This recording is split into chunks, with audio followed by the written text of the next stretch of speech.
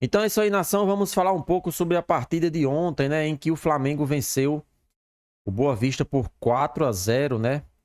Gols de Luiz Araújo, os dois gols de Arrascaeta e um gol de Pedro, né? E o que chamou atenção foram as vaias a Pedro quando ele foi substituído, né? Para dar lugar a Gabigol, né? Pedro foi vaiado por parte da torcida do Flamengo, inclusive o jogador até falou após o jogo, né? Falando que jogar no Flamengo tem sempre que entender que será pressionado e que ele já está acostumado com esse tipo de coisa, né? Vamos acompanhar aqui a matéria do site Globoesporte.com falando sobre esta partida. Flamengo elétrico de Tite pode começar a encantar se conseguir calibrar o pé. Rubro-negro volta a ter volume alto, termina com 28 finalizações e amassa o Boa Vista no Maracanã. O que chama a atenção é o número de finalizações que o Flamengo teve nesse jogo. 28 finalizações com várias chances claras de gol. Inclusive, Pedro foi um dos jogadores que mais perdeu gols, né? Se ele tem feito as chances que ele pegou, com certeza teria feito no mínimo 3 gols nessa partida novamente. Só que ele não estava em um dia bom, inclusive ele assumiu que jogou mal. Então, infelizmente, o Flamengo não fez mais gols devido à pontaria não estar em dia. Sim, eu sei, é só o Campeonato Carioca e o nível técnico não é parâmetro, por isso o verbo do título é pode e não vai. Mas, se os estaduais servem de laboratório para os treinadores encontrarem os melhores encaixes de suas equipes nos últimos jogos, indicam que o Flamengo de Tite está no caminho certo. Sobre essa questão do pessoal menosprezar o Campeonato Carioca, eu também concordo que não é o melhor campeonato do Brasil, né? Está longe de ser. Só que ano passado o Flamengo também sofreu nesse Campeonato Carioca, inclusive perdeu o título para o Fluminense. Então, em 2024 começamos bem, sofremos apenas um gol, então isso tem que ser comemorado. E é motivo sim de exaltar a evolução do Flamengo.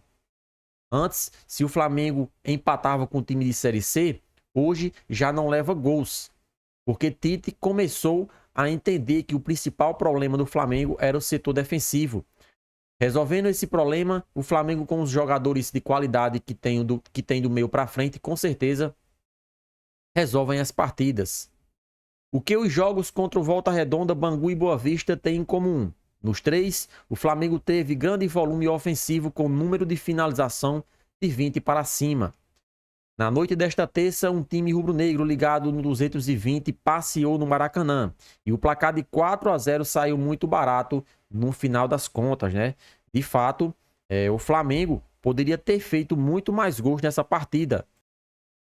Então, essa questão que o Flamengo vem evoluindo, isso é muito bom, pois nos treinadores anteriores, o Flamengo só regredia, né? Entrava treinador, saía treinador e o Flamengo não conseguia jogar, né? Portanto, né, se de fato o Flamengo conseguir manter esse padrão de evolução, a questão dos títulos vão vir com naturalidade.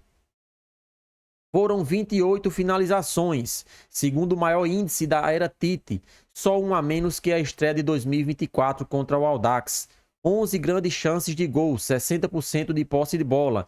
Com muita intensidade, o Flamengo mal deixava respirar o Boa Vista, que só chegou com perigo uma única vez em chute de Matheus Lucas aos 39 do primeiro tempo.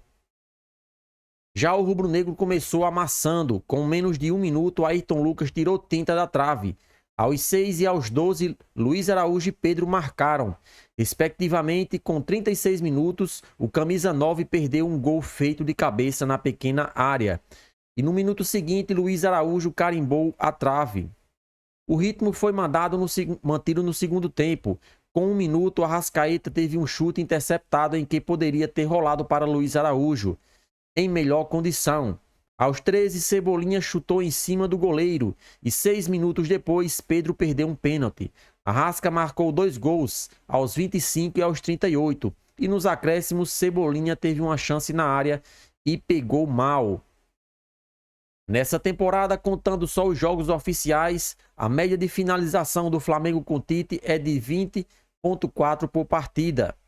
Para ter noção, nas 12 rodadas que o treinador dirigiu a equipe no fim do Brasileiro do ano passado, só contra o América Mineiro, o rubro-negro finalizou mais de 20 vezes.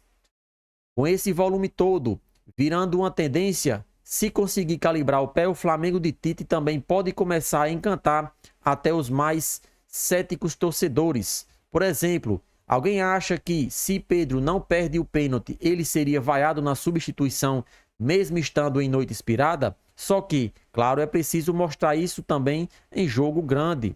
Então, essa questão de Pedro ter sido vaiado, né? Infelizmente, os torcedores do Flamengo precisam ser estudados. Em nenhum time do futebol brasileiro, uma equipe vencendo por 4-0, um jogador vai ser vaiado. Apenas no Flamengo acontece esse tipo de coisa. E às vezes o jogador se sente desmotivado, desvalorizado, né? E até a torcida pegando no pé faz com que o atleta fique com a autoestima baixa, né? Portanto, Pedro foi vaiado, mas na entrevista coletiva, né, quando ele saiu, terminou o jogo, ele pediu para falar com a imprensa e explicou que está bem tranquilo, que sabe do seu potencial, reconheceu que não fez uma boa partida, mas que está no caminho certo. Isso demonstra que o jogador é autocrítico, né? Ele sabe que não fez um bom jogo e que a questão de melhorias precisa ser executada por ele. Então o Flamengo está no caminho certo, sim. Foi a melhor atuação da era Tite no Flamengo e quem queria ver De La Cruz da função de segundo volante deveria ter ficado satisfeito. O uruguaio foi um motorzinho fazendo a função que era de Gerson e foi bem tanto na marcação. Só desarmou menos que Igor Jesus. Quanto ao ataque, a participação dos 2 gols de Arrascaeta. O camisa 14 também se mostrou à vontade ao lado da compatriota e foi bastante participativo. Trocou incríveis 100 passes com 77% de precisão. De certa forma, as ausências ajudaram Tite a encaixar um meio de campo que deu liga junto aos pontas inspirados, principalmente Luiz Araújo, que fez um partidaço e não tem como sair do time nesse momento. Mas, assim como Tite deu a entender na coletiva que voltará a usar, é cedo para decretar que não deu certo a formação com 4 homens no meio de campo. O jogo também teve a estreia divina com a camisa rubro-negra, mas ainda não dá para contar com a estreia direito. O lateral uruguaio estreou aos 29 do segundo tempo e jogou 20 minutos, demonstrando uma certa falta de ritmo natural depois de um tempo parado por conta de uma lesão. Líder classificado com 2 rodadas de antecedência para a semifinal, o Flamengo volta a campo neste domingo às 16 horas, horário de Brasília, no Maracanã. Uma espécie de final da Taça Guanabara contra o Fluminense, que tem os mesmos 21 pontos e perde no saldo.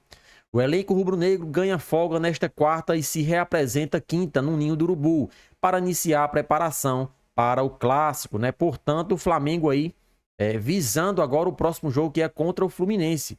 Vamos com tudo, vamos na fé que com certeza vamos conseguir a vitória, que é o mais importante. E aí, nação rubro-negra, participa e deixa sua opinião acerca desses assuntos aí nos comentários.